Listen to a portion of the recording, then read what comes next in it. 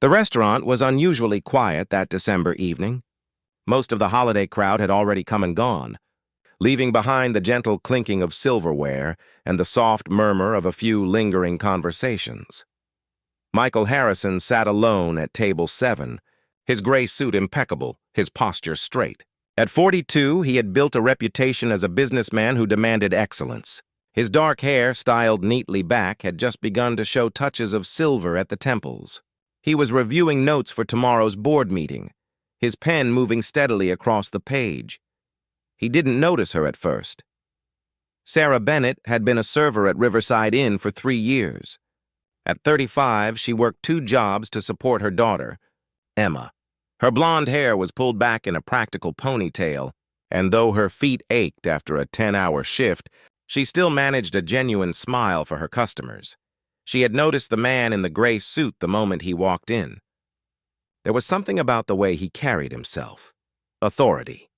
But also loneliness. When Sarah approached his table to refill his water glass, her hand trembled slightly. She was exhausted.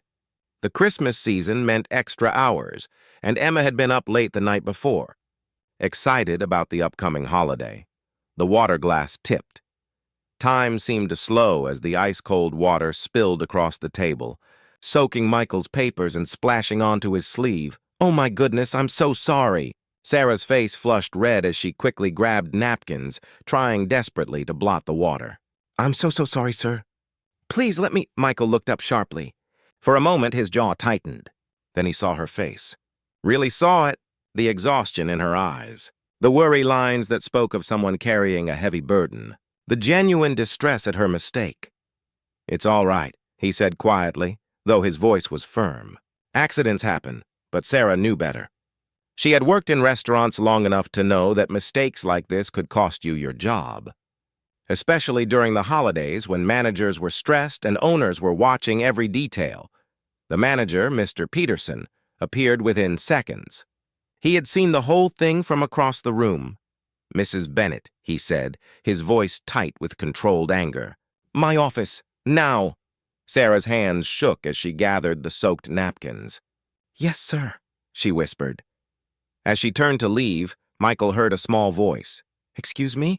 A little girl stood near the table. She couldn't have been more than 6 years old. She wore a pink dress that looked slightly too small, and her blonde hair was pulled back with clips that sparkled in the candlelight. Her blue eyes were wide and serious. "Excuse me, sir," Emma said again, her voice barely above a whisper. She had been waiting by the entrance for her mother's shift to end. "Please don't fire my mommy." The restaurant seemed to hold its breath. Michael set down his pen. He looked at this small child with her trembling hands clasped together, her eyes brimming with tears she was trying so hard not to shed. "What's your name?" he asked gently. "Emma," she said. "Emma Bennett. That's my mommy." She pointed toward where Sarah had disappeared into the back. "She works really hard. She's tired because she works at the bakery in the morning and here at night. But she's a good mommy. The best mommy." Emma's voice cracked slightly, but she continued with the earnest determination of a child protecting someone she loved. "If she loses this job, Santa might not come. But I don't care about Santa, I don't want Mommy to cry again. She thinks I don't hear her, but sometimes at night after she thinks I'm asleep, she cries. Please, sir, please don't let them fire her." Michael felt something shift inside his chest, a tightness he hadn't felt in years. He thought about his own daughter, Rebecca, who was 7 and lived with his ex-wife across the country. He saw her twice a month if he was lucky. Work always seemed to get in the way. Important meetings, critical deals, building an empire. But what was he building it for? "Emma," he said softly, "your mother is very lucky to have you." "Will you help her?" Emma asked, her small voice filled with hope. Michael stood up. "Wait here," he told her. He walked toward the back of the restaurant, his footsteps deliberate and calm. He found the manager's office and knocked once before entering. Inside, Sarah stood with her head bowed while Mr. Peterson paced behind his desk. "This is unacceptable, Mrs. Bennett. We have standards here and—" "Excuse me," Michael interrupted, his voice carrying the quiet authority of someone used to being heard. "I'm afraid there's been a misunderstanding. Mr. Peterson turned, surprised. "Sir, I apologize for the inconvenience. We'll comp your meal, of course." "That won't be necessary," Michael said. "What happened was entirely my fault. I moved suddenly and knocked into Mrs. Bennet as she was serving. She was trying to prevent an even bigger accident.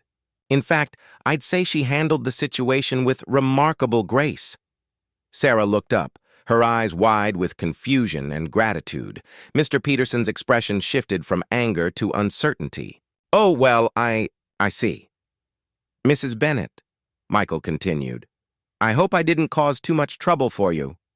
He pulled out his wallet and handed her several bills. "For the inconvenience, and for your daughter, who I understand is waiting for you, you should take her home. It's late for a little one." "Sir, Sarah's eyes filled with tears. "Thank you. Thank you so much." As they left the office, Sarah found Emma standing exactly where Michael had left her. Mother and daughter embraced, and Michael watched as Sarah whispered something in Emma's ear that made the little girl smile. Before they left, Emma ran back to him. She looked up with those serious blue eyes and said, "Thank you for helping my mommy. You have a kind heart." Then she did something unexpected. She reached into her small purse and pulled out a hand-drawn Christmas card. On the front was a picture of a family standing together holding hands beneath a star. "I made this at school," Emma said. "I was going to give it to Mommy, but I think you need it more." "Merry Christmas, sir." Michael took the card with hands that weren't quite steady. "Thank you, Emma. This is the nicest gift anyone has given me in a very long time."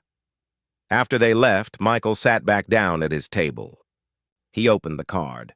Inside, in a child's careful handwriting, were the words, "Families are made of love." He stared at those words for a long time.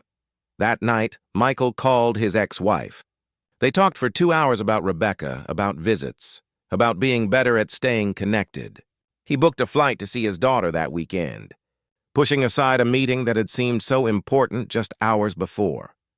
The next week, Michael returned to Riverside Inn. He asked to be seated in Sarah's section. When she came to take his order, she smiled with recognition. "It's good to see you again, sir." "Please, call me Michael," he said. "And I wanted to let you know something. I'm looking for someone with your dedication and work ethic. I own a company that manages several hospitality properties. We have an opening for a training coordinator. Better hours, better pay, and it comes with benefits. If you're interested, I'd like you to consider applying." Sarah's hand flew to her mouth. "Are you serious?" "Completely serious," Michael said. "You work 2 jobs to take care of your daughter. That takes strength and character. Those are exactly the qualities I look for in the people I hire." Tears streamed down Sarah's face. "I don't know what to say." "Say you'll think about it," Michael said with a gentle smile. 3 months later, Sarah started her new position. Emma enrolled in a better school district. They moved into a small but comfortable apartment with 2 bedrooms. On Emma's wall, she hung a photo from the company Christmas party, where she had been invited as Sarah's special guest. In the photo, Emma stood between her mother and Michael, all 3 of them smiling. For Michael, everything had changed that December evening. He saw Rebecca more often. He made time for what mattered. He learned that success wasn't measured in quarterly reports, but in the lives you touched and the kindness you showed. Sometimes, the smallest voices carry the most important messages. Sometimes, a child's whisper can change everything, and sometimes, the greatest gifts come wrapped not in paper and bows, but in moments of grace, second chances, and the courage to ask, "Please don't fire my mommy."